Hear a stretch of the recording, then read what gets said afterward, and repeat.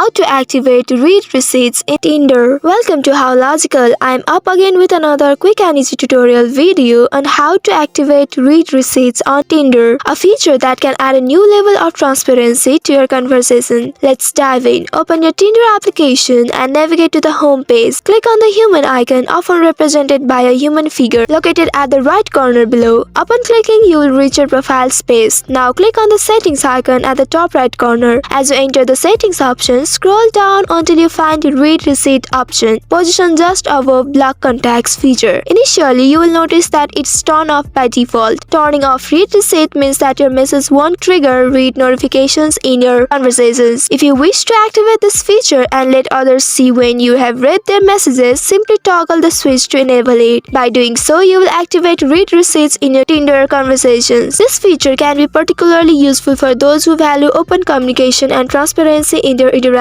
Keep in mind that enabling read receipts also means that others will be able to see when you have read their messages. That's all for today's video. Thanks for watching till the end. If you found this video helpful, don't forget to like, share and subscribe the channel. Also hit that bell icon to get notifications on more such helpful tutorials. See you in next video. Stay connected.